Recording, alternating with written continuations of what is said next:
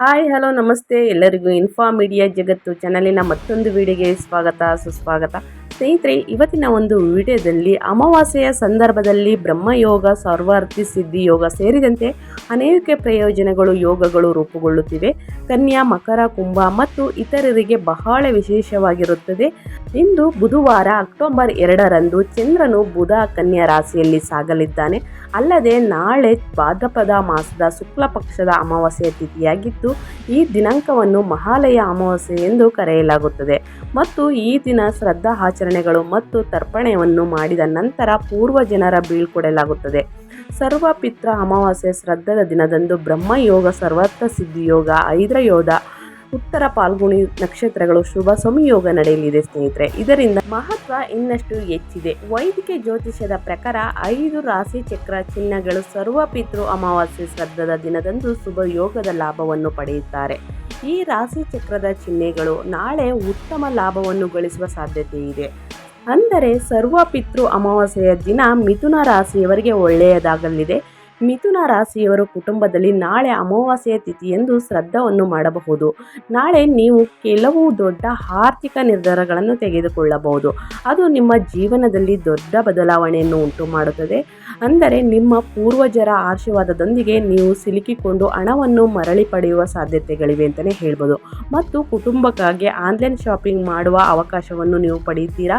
ವ್ಯಾಪಾರಕ್ಕಾಗಿ ನೀವು ಸರ್ಕಾರದಿಂದ ಕೆಲವು ಒಳ್ಳೆಯ ಸುದ್ದಿಗಳನ್ನು ಕೇಳಬಹುದು. ಇದರಿಂದಾಗಿ ನೀವು ಉತ್ತಮ ಲಾಭವನ್ನು ಪಡೆಯುತ್ತೀರಾ ಮತ್ತು ನಿಮ್ಮ ಆರ್ಥಿಕ ಸ್ಥಿತಿಯನ್ನು ಬದಲಾವಣೆ ಜಾಸ್ತಿಯಾಗುತ್ತದೆ ಅಂತಲೇ ಹೇಳ್ಬೋದು. ಕನ್ಯಾ ರಾಶಿಯವರಿಗೆ ಅದ್ಭುತವಾದ ದಿನವಾಗಿರುತ್ತದೆ. ಕನ್ಯಾ ರಾಶಿಯ ಜನರು ತಮ್ಮ ಪೂರ್ವಜರ ಆಶೀರ್ವಾದದಿಂದ ಆರೋಗ್ಯವನ್ನು ಪಡೆಯುತ್ತಾರೆ ಮತ್ತು ನೀವು ತುಂಬ ಶಕ್ತಿಯುತವಾಗಿರುತ್ತೀರಿ. ನಾಳೆ ಅಮಾವಾಸ್ಯೆ ತಿಥಿಯಂದು ಕುಟುಂಬದಲ್ಲಿ ಶ್ರದ್ಧೆ ನಡೆಯಲಿದೆ. ಅದರಲ್ಲಿ ನೀವು ಸಹ ಕೊಡುಗೆ ನೀಡುತ್ತೀರಿ. ನೀವು ಯಾವುದೇ ಆಸ್ತಿಯಲ್ಲಿ ಹೂಡಿಕೆ ಮಾಡಲು ಯೋಚಿಸುತ್ತಿದ್ದರೆ ನಾಳೆ ಅತ್ಯಂತ ಮಂಗಳಕರ ದಿನವಾಗಿರುತ್ತದೆ. ನೀವು ಪೂರ್ವಜರ ಆಶೀರ್ವಾದ ನಿಮ್ಮ ಎಲ್ಲ ಕೆಲಸಗಳು ಪೂರ್ಣಗೊಳ್ಳುತ್ತವೆ ಅಂತಲೇ ಹೇಳ್ಬೋದು. ವೃಶ್ಚಿಕ ರಾಶಿಯವರಿಗೆ ತುಂಬ ಅನುಕೂಲವಾಗಿರುತ್ತದೆ. ವೃಶ್ಚಿಕ ರಾಶಿಯ ಜನರು ನಾಳೆ ತಮ್ಮ ಪೂರ್ವಜರ ಆಶೀರ್ವಾದವನ್ನು ಪಡೆಯುತ್ತಾರೆ. ಇದರಿಂದಾಗಿ ಪ್ರಗತಿಯಲ್ಲಿರುವ ಅಡೆತಡೆಗಳು ದೂರವಾಗುತ್ತದೆ ಅಂತಲೇ ಹೇಳ್ಬೋದು ಮತ್ತು ನೀವು ಯೋಚಿಸಿರುವ ಎಲ್ಲ ಕಾರ್ಯಗಳು ಪೂರ್ಣಗೊಳ್ಳುತ್ತವೆ. ನಾಳೆ ನಿಮಗೆ ನಿಮ್ಮ ಮಗುವಿಗೆ ಸಂಬಂಧಿಸಿದ ಒಳ್ಳೆಯ ಸುದ್ದಿ ಬರಬಹುದು. ನಿಮ್ಮ ಮಗುವಿನ ಒಳ್ಳೆಯ ಕೆಲಸಗಳು ಸಿಗಬಹುದು ಅಥವಾ ನಿಮ್ಮ ಸಂಬಂಧ ಶಾಶ್ವತವಾಗಿರಬಹುದು. ಸರ್ಕಾರಿ ಹುದ್ದೆಗಳಿಗೆ ತಯಾರಿ ನಡೆಸುತ್ತಿರುವ ವಿದ್ಯಾರ್ಥಿಗಳು ನಾಳೆ ಶುಭ ಫಲಿತಾಂಶಗಳನ್ನು ಪಡೆಯುತ್ತೀರಾ.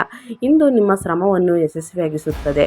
ನಾಳೆ ಉದ್ಯೋಗದ ಮತ್ತು ವ್ಯಾಪಾರ ಮಾಡುವವರಿಗೆ ಉತ್ತಮ ಲಾಭದ ಕಾರಣ ಹಣಕಾಸಿನ ಪರಿಸ್ಥಿತಿ ಸುಧಾರಿಸುತ್ತೀರಾ ಅಂತಲೇ ಹೇಳ್ಬೋದು. ಮಕರ ರಾಶಿಯವರಿಗೆ ಪ್ರಯೋಜನಕಾರಿಯಾಗಿದೆ. ಮಕರ ರಾಶಿಯವರು ತಮ್ಮ ಪೂರ್ವಜರ ಆಶೀರ್ವಾದ ನಾಳೆ ಇದ್ದಕ್ಕಿದ್ದಂತೆ ಹಣವನ್ನು ಪಡೆಯಬಹುದು. ಇದು ನಿಮಗೆ ತುಂಬ ಸಂತೋಷವನ್ನು ನೀಡುತ್ತದೆ ಮತ್ತು ನೀವು ಈ ಹಣವನ್ನು ಸಹ ಹೂಡಿಕೆ ಮಾಡಬಹುದು. ವ್ಯಾಪಾರಿಗಳು ನಾಳೆ ಲಾಭ ಗಳಿಸಲು ಹೊಸ ಯೋಜನೆಗಳನ್ನು ಮಾಡುತ್ತೀರಾ ಮತ್ತು ಇದಕ್ಕಾಗಿ ತಜ್ಞರ ಸಲಹೆಯನ್ನು ಸಹ ತೆಗೆದುಕೊಳ್ಳುತ್ತೀರಾ. ಕಾನೂನು ವಿಷಯಗಳಲ್ಲಿ ಸಿಲುಕಿಕೊಂಡಿದ್ದರೆ ನಾಳೆ ನಿಮ್ಮ ಪೂರ್ವಜರ ಆಶೀರ್ವಾದದೊಂದಿಗೆ ನೀವು ಒಳ್ಳೆಯ ಸುದ್ದಿಯನ್ನು ಕೇಳಬಹುದು. ಇದರಿಂದಾಗಿ ನಿಮಗೆ ನೆಮ್ಮದಿ ನಿಟ್ಟುಸಿರು ಬಿಡಲು ಸಾಧ್ಯವಾಗುತ್ತದೆ ಅಂತಲೇ ಹೇಳ್ಬೋದು. ಇದರಿಂದ ಕುಂಭ ರಾಶಿಯವರಿಗೂ ಕೂಡ ನಾಳೆ ಮನೆಯಲ್ಲಿ ಧಾರ್ಮಿಕ ವಾತಾವರಣವಿರುತ್ತದೆ.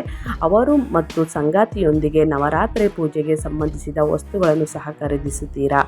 ವ್ಯಾಪಾರಸ್ಥರು ನಾಳೆ ವ್ಯಾಪಾರದಲ್ಲಿ ಕೆಲವು ಹೊಸ ತಂತ್ರವನ್ನು ಅಳವಡಿಸಿಕೊಳ್ಳಬಹುದು. ಇದು ಭವಿಷ್ಯದಲ್ಲಿ ಖಂಡಿತವಾಗಿಯೂ ನಿಮಗೆ ಪ್ರಯೋಜನವನ್ನು ನೀಡುತ್ತದೆ. ನಾಳೆ ನೀವು ನಿಮ್ಮ ಸಂಪತ್ತನ್ನು ಹೆಚ್ಚಿಸಲು ಕೆಲವು ಉತ್ತಮ ಸ್ಥಳಗಳಲ್ಲಿ ಹೂಡಿಕೆ ಮಾಡಲು ಯೋಚಿಸಬಹುದು. ಅದು ನಿಮಗೆ ಉತ್ತಮ ಪ್ರಯೋಜನಗಳನ್ನು ನೀಡುತ್ತದೆ. ಕುಟುಂಬದಲ್ಲಿ ಯಾವುದೇ ವಿವಾದ ನಡೆಯಲಿದ್ದರೂ ಅದು ನಾಳೆ ಕೊನೆಗೊಳ್ಳುತ್ತದೆ ಅಂತಲೇ ಹೇಳಬಹುದು. ಇದರಿಂದಾಗಿ ಕುಟುಂಬ ಸದಸ್ಯರ ನಡುವೆ ಪರಸ್ಪರ ಪ್ರೀತಿ ಕಂಡುಬರುತ್ತದೆ. ಸ್ನೇಹಿತರೆ, ಇದು ರಾಶಿ ಬಗ್ಗೆ. ಆದರೆ ಸೂರ್ಯಗ್ರಹಣದ ಟೈಮ್ ಯಾವಾಗ ಅನ್ನೋದು ನೀವು ಕೇಳೋದಾದರೆ, ಗ್ರಹಣದ ಸಮಯ ಬಂದು 9:13 ಅಂತಂದರೆ ಅಮಾವಾಸ್ಯೆ ದಿನ ನೈಟು 9:13ರಿಂದ ಸ್ಟಾರ್ಟ್ ಆದರೆ ಮುಂಜಾನೆ 3:17ಕ್ಕೆ ಕೊನೆಗೊಳ್ಳುತ್ತದೆ. ಸ್ನೇಹಿತರೆ, ಈ ಟೈಮಲ್ಲಿ ತಿನ್ನುವುದು, ಸ್ನಾನ ಮಾಡುವುದು, ಪೂಜೆ ಮಾಡುವುದು ನೀವು ನಿಲ್ಲಿಸಬೇಕು ಅಂತಲೇ ಹೇಳ್ಬೋದು. ಇದರಿಂದಾಗಿ ಉತ್ತಮ ಲಾಭವನ್ನು ಪಡೆಯುತ್ತೀರಾ. ಗರ್ಭಿಣಿ ಮಹಿಳೆಯರು ಕೂಡ ಒಬ್ಬಂಟಿಯಾಗಿ ಒಬ್ಬೊಬ್ಬರೇ ಓಡಾಡುವುದು ನಿಲ್ಲಿಸಬೇಕು. ಇದರಿಂದ ಉತ್ತಮ ಲಾಭವನ್ನು ಪಡೆಯುತ್ತೀರಾ ಅಂತ ಹೇಳ್ತಾ ಇವತ್ತಿನ ವಿಡಿಯೋನ ಎಂಡ್ ಮಾಡ್ತಿದ್ದೀನಿ. ವಿಡಿಯೋ ಇಷ್ಟ ಆಗಿದ್ದಲ್ಲಿ ದಯವಿಟ್ಟು ಲೈಕ್, ಕಮೆಂಟ್, ಶೇರ್ ಮಾಡಿ. ಹೆಚ್ಚು ಫ್ಯಾಮಿಲಿಗೆ, ಫ್ರೆಂಡ್ಸ್ಗೆ ಈ ವಿಡಿಯೋನ ಶೇರ್ ಮಾಡೋದ್ರಿಂದ ಅವರು ಕೂಡ ಹೊಸ ಅಪ್ಡೇಟ್ನ ತಿಳ್ಕೊತಾರೆ ಅಂತ ಹೇಳ್ತಾ ಮತ್ತೊಂದು ವಿಡಿಯೋ ಜೊತೆ ಮತ್ತೊಂದು ಹೊಸ ಅಪ್ಡೇಟ್ನ ತೊಗೊಂಡು ಬರ್ತೀನಿ. Thank you for watching.